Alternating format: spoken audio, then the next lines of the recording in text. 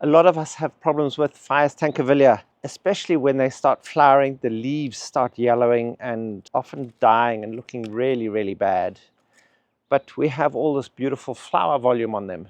And is it the flowers that are sucking out all the energy? Am I doing something wrong? Is the plant going to die now that it's got flowers? Do I need to cut those flower spikes off? What do I need to do to ensure my Phaius is going to survive? The first thing you're going to have to do is inspect your Phaius closely. Have a look closely at that leaves, see what's happening with that yellowing and that browning. Is there any mushiness involved, or is it just drying up and dying basically slowly from the edges downwards, or is it something else happening? Is there getting brown mushy spots in and around your pseudobulbs? Look around your plant. Have you got aphids in and around those flowers? Is that related to what's happening to the leaves? You've got to take all of these things into account when trying to decide what is happening with your Phaius and whether you're going to have trouble with your plant afterwards. In this case, let's just have a look first at where our Phaius came from and what our lighting conditions are for them. And let's do a quick rewind from before we brought these to the table so we can show you exactly where we grow them. Now that we've rewound time back slightly, I wanted to show you what sort of light conditions my Phaius tankervilleae are getting.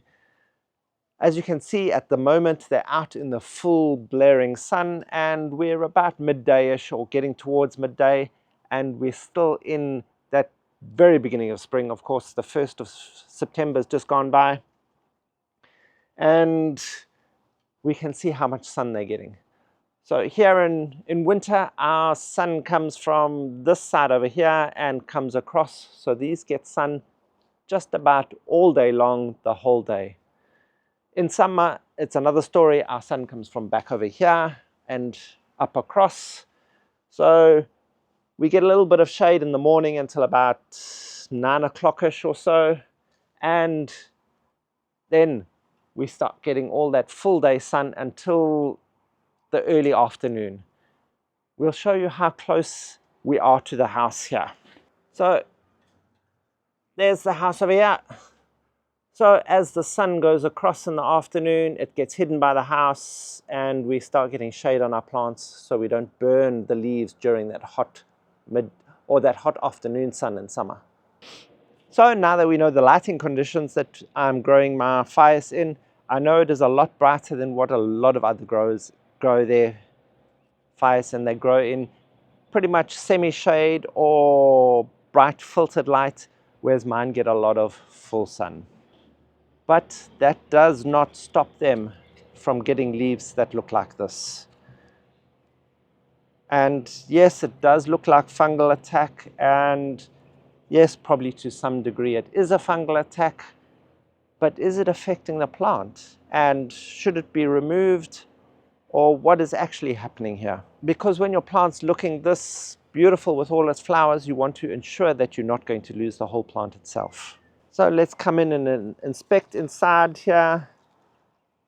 We can see our media is still nice and moist, which is what they like. They don't like to be damp all the time, but a little bit of moisture is essential, especially once they're starting to come into flower again, because this is when they're going to start growing again and they're going to need moisture. It's that winter period where they can get slightly less water. As those temperatures cool, often it's those daylight hours which cause the flower spike initiation.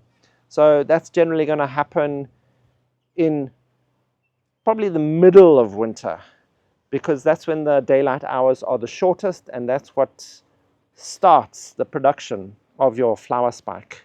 And these flower spikes can take anywhere from between 6 and 8 weeks to mature into your fully opened flowers. And then your flowers are then going to last for about a month. But we're getting sidetracked again. We're having a look at the media. What we can see is that the media has sunk quite a bit in the pot. So we've either lost media through the bottom of the holes, or the media slowly sunk away and decomposed. It's still fairly light and friable, so it is compacting slightly, which could be part of the problem. We can see some new growths happening in here at the bottom, which is what we are looking for, especially at this time of year. But also we can start to see that this media has sunk so far away that some of those new shoots are not getting anywhere near the ground. They're like well above, and we see those roots there, if we can just see them in there, are starting to try and find their way all the way down there into the ground. So this means this is in need of a repot. But is it that's causing these dying leaves? Is it just the fact that the media started to compact and the roots are no longer set into the media properly? Is that what's causing this? Not necessarily. It can be part of the cause, but it's not the complete cause. There again in this bigger one,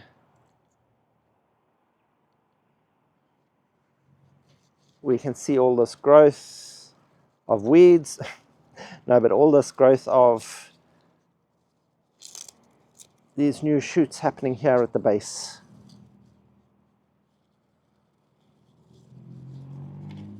Also again, we can see how much this has sunk into the pot.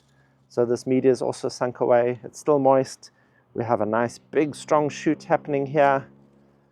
Some old growths that I haven't cut off. Another big strong shoot coming here. And then all these smaller shoots. Oh, there's another big strong one coming here too. So with the inspection down into the pots, we can see that the pseudobulbs are quite healthy. There's no black rotting spots on them. The leaves are actually relatively healthy looking, except for this yellowing and spotting. There's no black mushy spots on them or marks.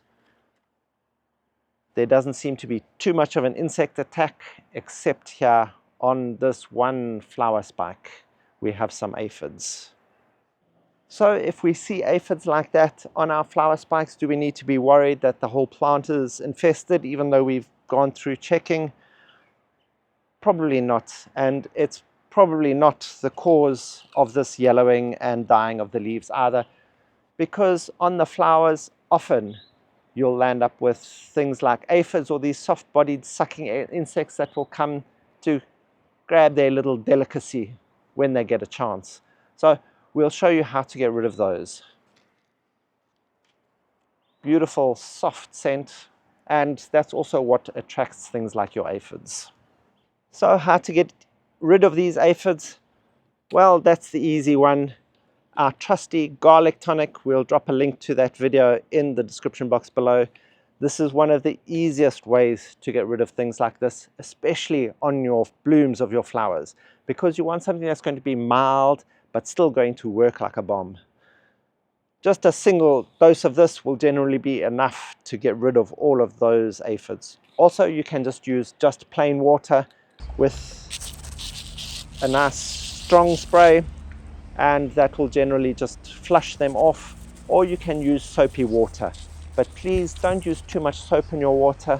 You just want a very mild solution of that soap, because it can help the water stay on your flower for longer. So ensure that, for one, you're going to be using mild, whatever it is. Even if you use one of those organic insecticides, use a very mild so that you don't cause any damage to the flowers themselves. I find those chemical insecticides are generally too strong for the flowers, and you start landing up with marking. Also, by using water or something, ensure that you've got nice, good air movement around your flowers so they can dry off quickly, because too much moisture on your flowers for too long is going to cause botrytis. It's going to cause that flower blight, all those little black spots all over your beautiful flowers. And that's also going to limit the length of time that they're going to stay alive, but they're also unsightly. So just giving it a good spray to ensure it's all covered, and that will get rid of those, no problem. So we can see there's not a major infestation, it's just on the one flower spike. So that is not causing any stress on your plant that's going to cause this sort of leaf discoloration and dying back. So what is it? It's not the media, although the media is slightly more compact than I'd like because it has sunk after being in these pots for an extended period of time, so it's decomposed slightly. Is it nutrient deficiency? No, it's not nutrient deficiency because we do feed our orchids regularly. Although even these Phaius we do plant in a highly nutritious mix with manure, cow manure or kraal manure in it. So that generally helps feed them for longer periods. We also throw in a few organic pellets occasionally that are slow release that will then help feed your plants. Remember, in winter you don't need to feed them all that terribly much because they do go slightly dormant. They're not completely dormant and they are not deciduous plants, so they're not going to lose their leaves in winter. But they are considered semi-deciduous or partially evergreen, whichever way you want to put it. And that is what is causing these leaves to die off, is because these leaves have been on this plant for 1.5 years already, and that's probably about the full extent or lifespan of the leaves of these plants. These thin pleated leaves generally can't last much longer than that. And with the media I use that compacts, perhaps if I used a lighter media that didn't compact quite as easily, I would, or if I repotted more frequently, I would be able to have more leaf volume available all the time. But there will always be times of year when all the new growth that you've had will then start to die back. And then you've seen all those new big sprouts that are coming up. Those will quickly take over and fill out your plant again. So the dying back of the leaves like this is really nothing to worry about with Phaius. This is going to happen naturally as the leaves die. And especially if it's at this time of the year, when your flowers are coming, you really don't need to worry because you can see all those new shoots that are coming up to replace the old growth. If this is happening at some other time of year, then perhaps it's your weather conditions or your watering, perhaps overwatering that's rotted your roots, or underwatering that your plant is starting to go under dehydration stress, or cold. Because these Phaius, although they can accept really cold temperatures, they can actually experience some freezing for very short periods, but then it will lose all its leaves. It's not generally recommended that they stay in those freezing conditions, especially not for very long, because that will start to damage those pseudobulbs too.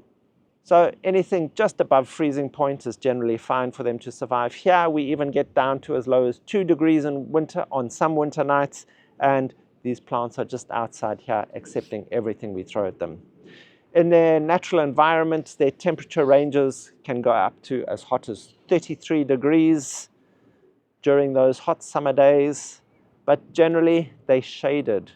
They grow in shadier spots in deciduous forests, so during those hot temperatures, generally they have a little bit of shade over them. And as I said, with us, we see as those temperatures start to get too hot during the afternoons, we start having shade from the house that is given to them. But if they do lose all their leaves due to some of that stress, don't worry. Invariably, they can come back as soon as conditions start getting right again.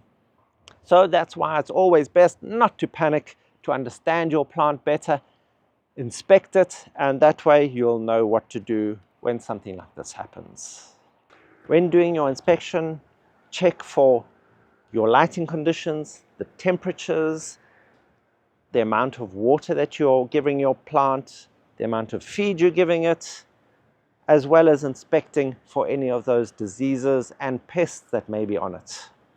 Check your media and the pot,